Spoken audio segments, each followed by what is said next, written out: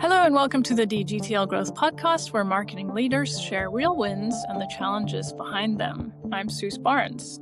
Today, I'm joined by Kriston Sellier, president of id8 agency. Kriston, welcome. Well, thank you so much for having me, Suse. I appreciate the opportunity to be on with you. Great. I'm excited. Tell us about id8 agency and what you do and your vision for the company. id8 is a specialized branding agency, and we focus on supporting manufacturing companies that are in the mid-market.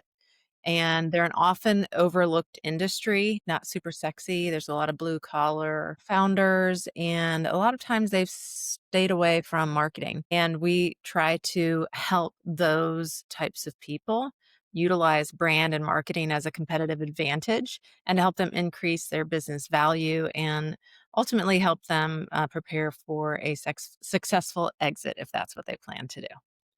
And Awesome. we have a team of seasoned experts that focus on brand, and we really focus heavily on research. Great. And how many people are on that team? We have 12 people that are employed by id8, and we're a mixture of account managers, project managers, creative director, art director, designers, brand strategist, and really create a senior team for companies that, this isn't our first rodeo. We've done this for 25, 35 years. We understand the pitfalls of branding and how it can be an asset and how it can be a dangerous proposition. What are you excited about in marketing today? Or God, what's there not to be excited about is evolving so rapidly. And if I started the company in 2000, if I was doing what I did then, it would be very difficult to be profitable. And so we have to be moving quick. So we're embracing AI and how it can help us be more efficient and deliver better value and service to our customers. And we're also doubling down on the research that we do to inform brand decisions so that we're making decisions with executives who don't really understand what we're doing, but they understand numbers. And when they look at the data, we can use that data as a supporting foundation for making creative decisions. Great. A recent win and a challenge behind it. Do you have any of those? Yeah, we were working with a company, Works Moving and Storage, and they are a moving company, actually. They happen to be local in Marietta. They are 7 years old and came to us needing a campaign. Before we work with clients, our sales team does a brand evaluation and an audit. And because a lot of times people think they need this, but they really need this. And so we ask a lot of questions. Say, why do you need this? Why do you think you need this? What's going on? What's led you to this? Where are you trying to get? What's the business objective with this? And oftentimes in those questions, we uncover some very important information, and then we can make recommendations and be a good partner to them about what actually is going to help them meet that goal. So what we saw was a big issue with the brand itself, and I recommended doing a rebrand, and they declined that initially, and because it was a significant cost, a little over $20,000, and they wanted to just do the campaign, a referral campaign, and we did the campaign. I would say 2 to 3 months. It was average response rate. And they came back to us and said, I think we do want to do the rebranding. And I was like, oh, I'm so excited about this. Thank you. Like, they're a great company. Like, they do everything right. Their operations, their sales team, the culture. To me, the only thing that really wasn't, to the level of their delivery was their brand. So we did a rebranding for them, and we did that work at the end of 2024, and middle and end of 2024. They launched in 2025. The With a moving company, you can think of, we did the rebranding. We started with positioning and messaging, so the foundational work. Did all of the branding work and the color palette, the fonts, all that fun stuff. Redesigned their fleet, so the vehicle of moving trucks and vans, their uniforms, their moving checklist, their website, all the things that customers are going to see, postcards, advertisements. And they measured the before and the after. And the before was January to June of 2024 versus January to June of 2025. They had a 22% increase in revenue. They had a 212% increase in organic leads. Wow. They had a 9% increase in sales closing. They spent almost $40,000 less in digital marketing. Excellent. And at the same time, the market share for moving went down 5%. So they captured more market share in a down economy for their industry. So super exciting to help a company make that leap and use brand as a competitive advantage to just really align everything. So, you need less marketing when everything you're putting out there is clear and simple and truthful. And, that's proof right there. So it's a great case study. So Yeah. about their success. And what was most challenging about that one? Just getting them to say yes to the brand rebrand? Initially, yes. But, in the process, there's always challenges. Our positioning, messaging, and the research went really well. A lot of, heads nodding. And so that research piece was well accepted. And when we got to the logo, the first round, they were like, I don't think that you hit the mark. And so a lot of times I'll tell clients this, look, when you're branding a company, it's hard. And 50% of the time we get it right with revisions. 25% we hit a home run the first time and it's like, you've got it, we're moving forward. And then there's 25% that, what, you missed the mark. And when that happens, what we do is we ask a lot of questions. Why did this miss the mark? What do you think we're missing? Where did we fall? Tell me more about what you're thinking and feeling about the logos and colors and fonts that we presented.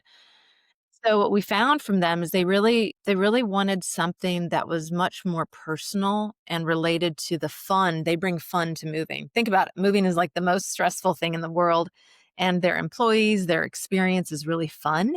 And so, Mhm.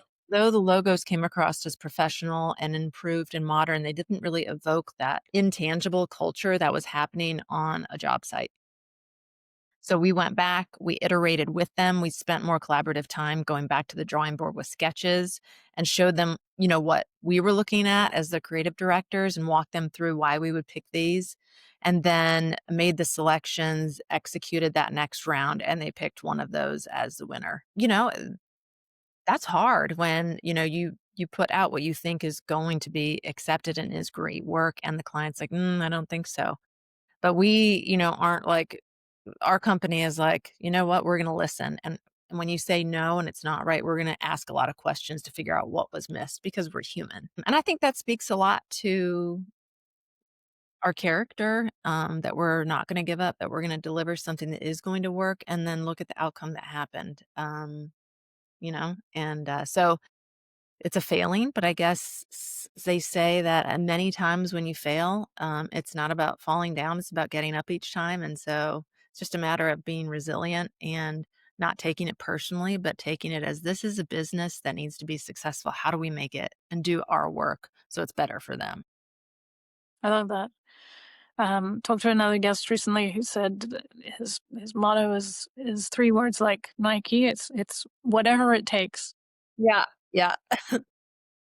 So, the being resilient, failing is part of it, right? Failing is part of business. Many people think, to be successful, you have to see success all the time, but a lot of success is from failure. How did you get into this industry? You mentioned, things have changed a lot and you're pivoting quite a bit. How did you get into branding and the work that you're doing now? So I was at IBM working on huge websites for external clients. And I took a voluntary severance to join three other women to start another agency. And I was young and naive, and we did everything on a handshake deal. And I was there for 3 months, and they weren't paying me what I thought they said they were going to pay me. And so I said that to them. And the next day, they brought in paperwork and said, "You've never had a job here. You need to leave the premises." And so I was Wow. with no job, no money, no severance. And I was kind of like, well, I was very upset, crying, and, like, "I can't believe this." And so I decided, you know what? I'm gonna try to find a job, and I'm gonna try to start a small firm, like 3 people, just a little design firm. We do good work, and if I can make $35,000 a year, I'll do it. And so that's when I started in April of 2000, and I started calling on all the people I knew from IBM that had left, friends, families, past colleagues. And at the end of that year, I had brought in $90,000. And I thought, this is the direction that the doors are opening, and this is the direction I'm going to go in. So, sometimes the worst things, or what you think are the worst things, maybe are the best things. And I feel like I would say I'm now 51, almost 52. And I would say that I feel like I'm starting all over again. It feels like I'm still there.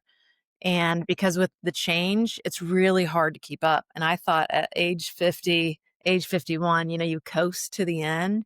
Mhm. Don't. You have to grind. You have to put in the work no matter what age you are. It is always changing. And if you take your focus off that, you're going to really, start to slide down. So, you pick yourself up, you figure things out and move forward. And I've done that from the beginning, and I try to always look at the bright side of everything, and be honest. And sometimes that's really hard. It's a great story. Thank you for sharing. You're welcome. How do you find customers? Are you using mostly word of mouth, or what do you do to get new clients? I do face-to-face marketing, like face-to-face networking. So I'm a part of the local Chamber of Commerce. I was a part of PowerCore for 12 years, which is a closed networking group. I am a part of CEO Roundtable through the Cobb Chamber, and I'm a part of Provisors, another networking group. Uh, Networking is one part. The other is doing our own SEO. So driving people to be able to find us by doing organic searches for specialized branding firm and B2B. And we don't do any paid media. And then we utilize LinkedIn as an ecosystem, which is something we offer to our customers. But we utilize LinkedIn as an ecosystem to build thought leadership around our expertise and our firm's expertise. And that has helped us reconnect and rekindle connections with other manufacturers and business leaders, to drive new business. So we get a lot from word of mouth from clients, but what you have to really work on is those 3 areas. And if you have to network, you have to be face to face. To me, it's so much easier. And then a lot of that SEO, and then building your brand on LinkedIn. Are you sharing content on LinkedIn about your clients from the research that you're doing for them? Is that That's kind a of great question. So here's what is interesting. I get so much less views and likes when I talk about my clients. oh, really? Huh. But when I share our secrets and tips and what we're doing and how we work and what the process is and steps and how we do our work, that gets all the likes. Like, gets all the follows, the comments, the suggestions, the engagement. But I thought that's going to be the clear winner, is showing our clients work. No, it isn't. Just interesting, but Yeah. what they say is on social, people wanna see behind the curtain. They wanna see what's going on. They wanna understand, you don't always see, someone's, uh, you know, out eating at a nice restaurant and they look great. We wanna see what the house looks like and what they actually look like when they're getting ready to go out, It's the same thing with business. They kinda wanna see what it's really like. What's the truth? And so I Mhm. think that's why articles, like, written from my personal opinion or experience or what we've experienced, I think hit the nail on the head better than customer work. Now, I do throw in case studies, of course, here and there, but just aren't as engaged with.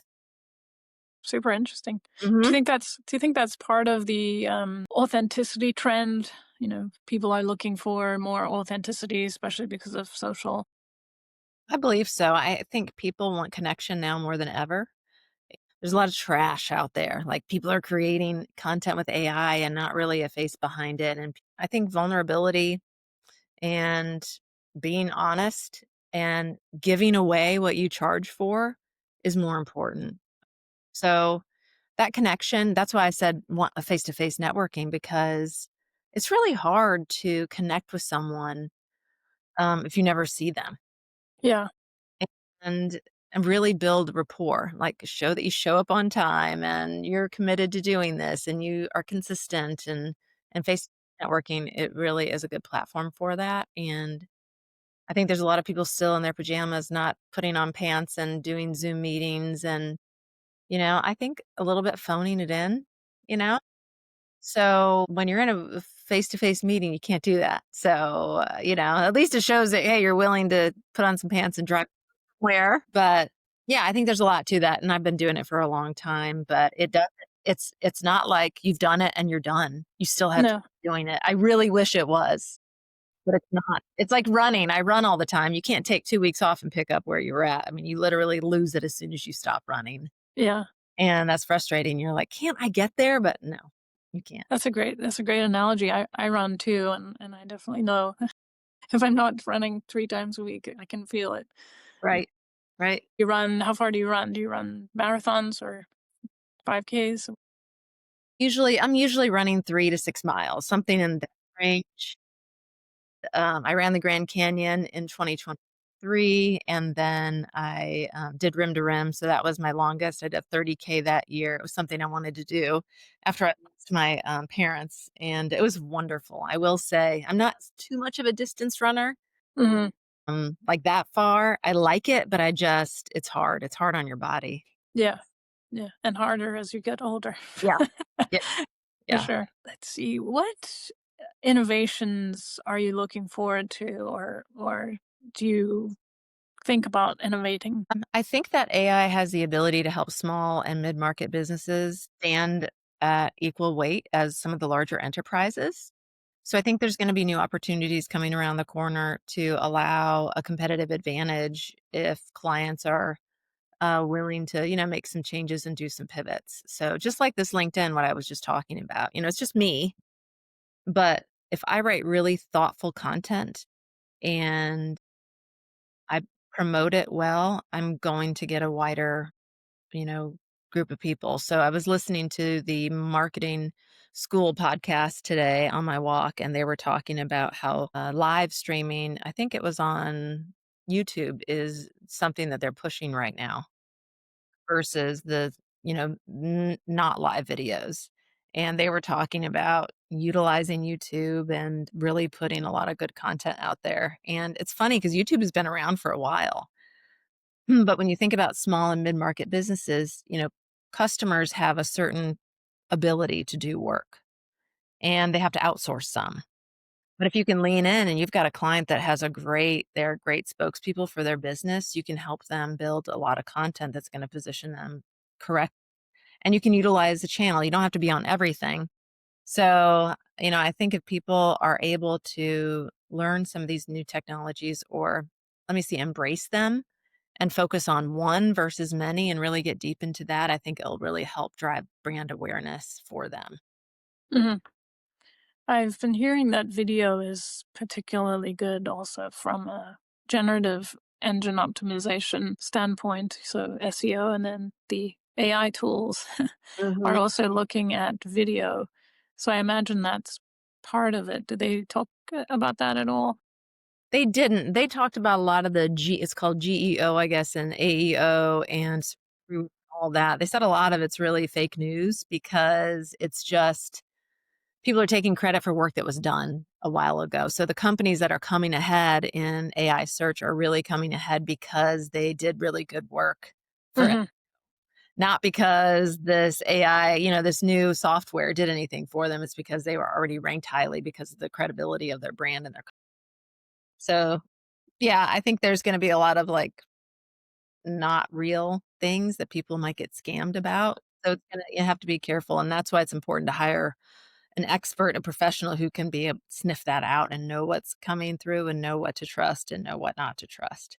Yeah, yeah. How has AI impacted your business growth? I think customers are wanting everything cheaper, Mhm. and they're in mass media, there's a lot of marketing and advertisements out there you'll see, and it'll be like, "Create a website in 5 minutes."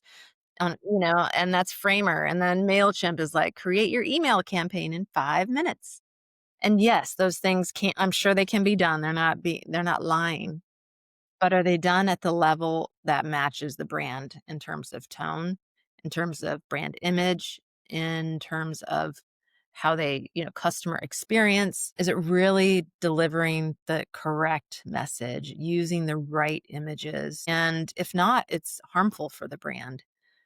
So I think there's a lot of excitement and demand for this. And I think being cautious around this technology is important. Where I see the advantage is that AI is great about the history.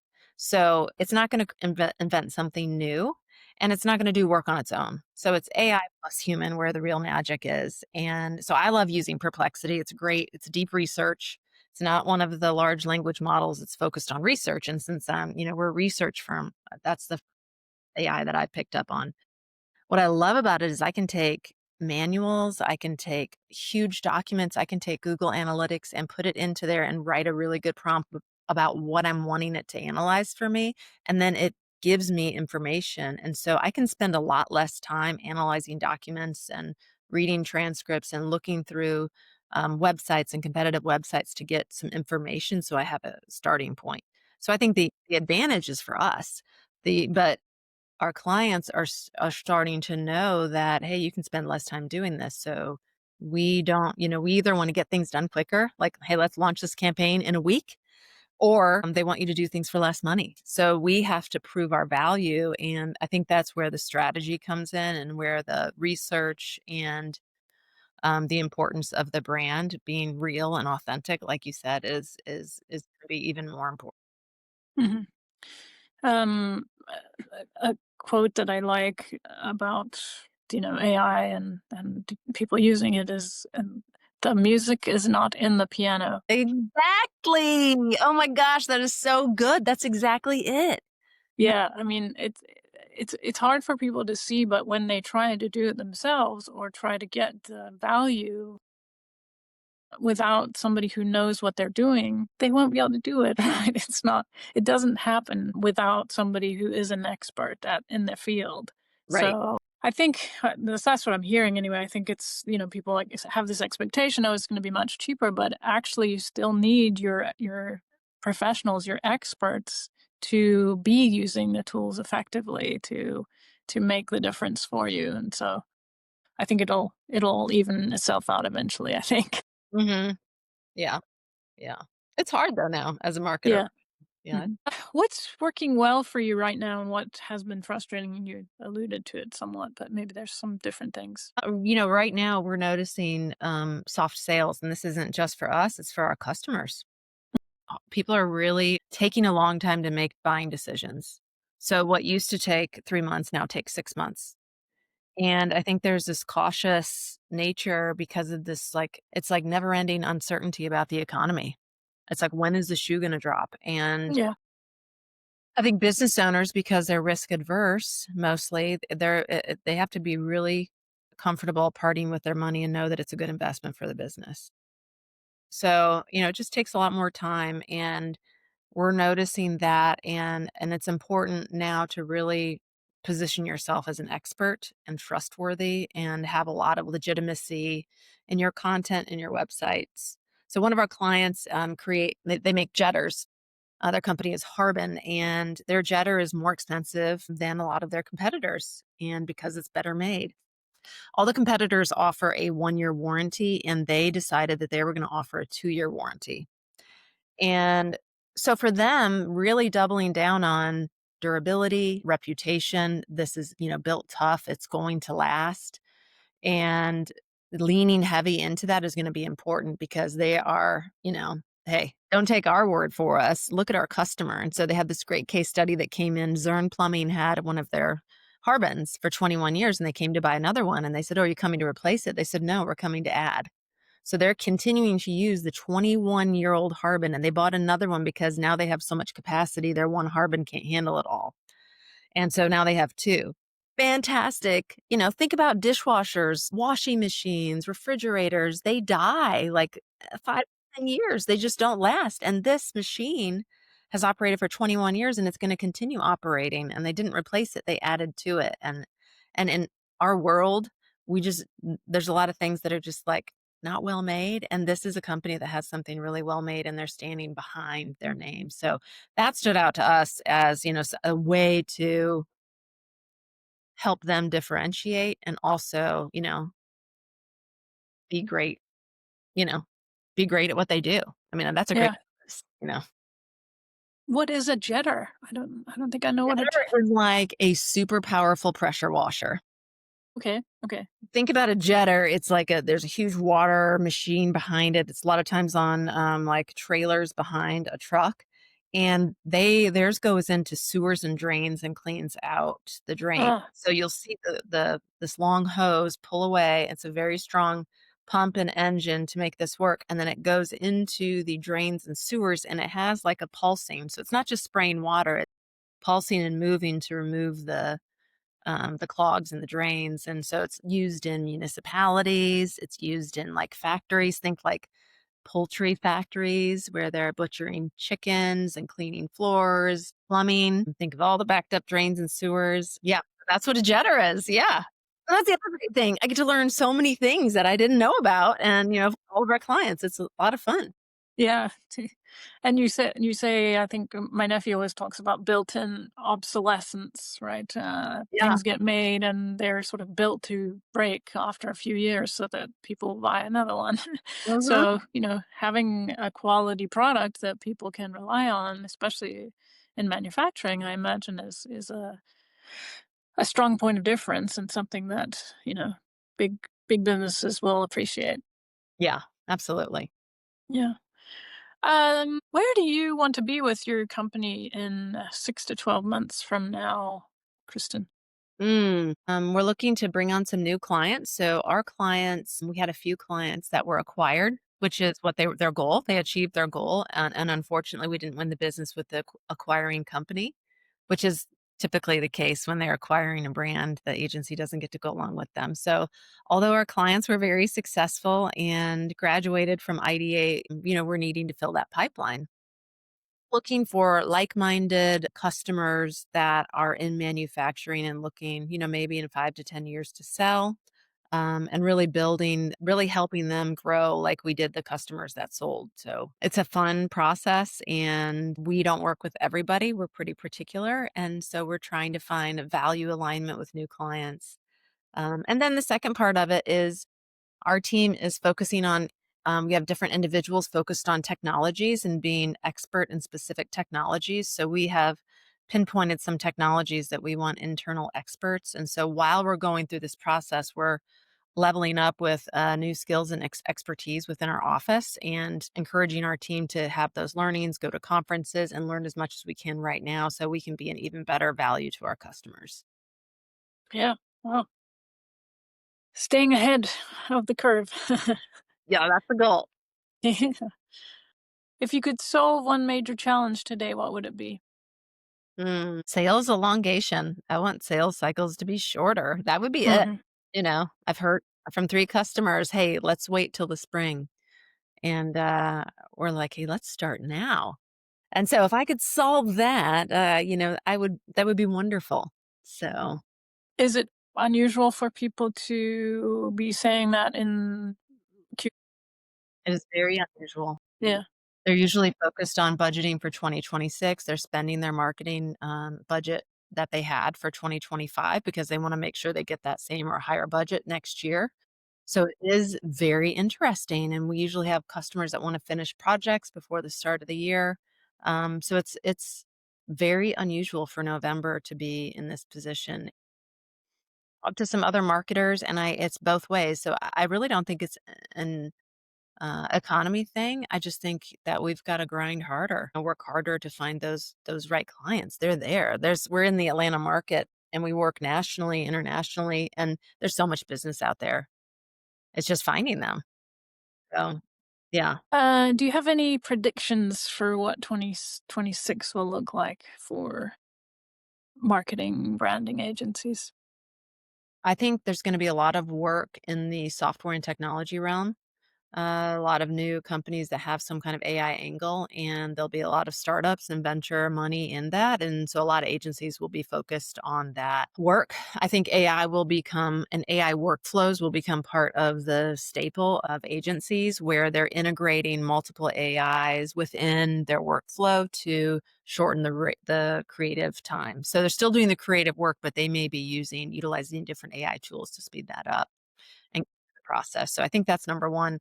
And then number two, along with AI, there's a lot of data centers. And so there's going to be a need for a lot of electricians to be building data centers to house everything that operates AI. So that particular industry, I think, is going to be big. And we've pitched to electrician companies this year. And that's unusual for us, along with construction. So we're thinking, um, for us, how can we be better, how can we be better aligned with what's going on in the future? We don't want to rest a company's success on an economy that is a little bit fickle. If you're focused on businesses that are a necessity, then you're more likely to be successful. And what I've seen, and just in the business world, is that those areas seem to be thriving. And so there's money to be had, and those are the companies that you can really help with brand and help them unify their messages. And if they're acquiring brands to grow, helping integrate those companies together. So there's a lot of opportunity there. I teach classes at University of San Francisco, and wondering if you have any advice for young graduates in marketing or advertising. Oh gosh, be hungry. Be hungry. Be a lifelong learner. I mean, it doesn't, there's just so much to learn. Be curious and try something and do something you don't know how to do. I think we get to an age like 35 or 40 and we're like, yeah, this is the way I'm going to live my life. And I heard when I was in marriage counseling with my husband, we got married when we were 22 and 23, very young. He said, your cells change every 7 years. So your body, you have a completely new cellular body every 7 years. And so his position was that, that's why there's a lot of divorces in the years 7 to 11 because people have changed. And so if you think about that just as people, every 7 years, we're changing. Who I am at age 52, at 16, I was not the same person.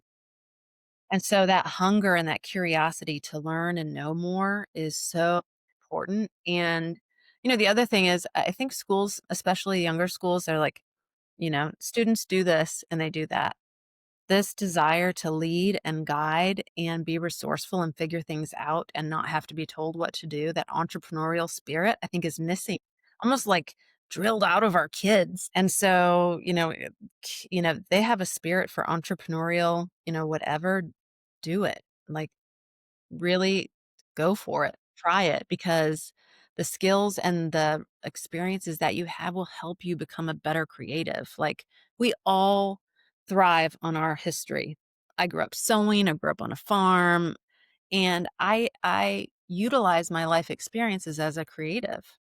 And so the more we experience and the more we're really willing to be vulnerable and reveal our heart, the better our outcome and the better our creative work is going to be. And that's hard. That's really hard. Those are my inspirational. That was a great TED talk. No, very, very, very valid advice and valuable advice. Thank you. Thank you for sharing that. Well, Kriston, this has been super fun to chat with you today. Thank you so much for spending some time and being vulnerable and sharing what's happening with you and your business. I really appreciate it. Yeah, you're very welcome. Happy to be here. Thank you again for having me. Yeah, absolutely.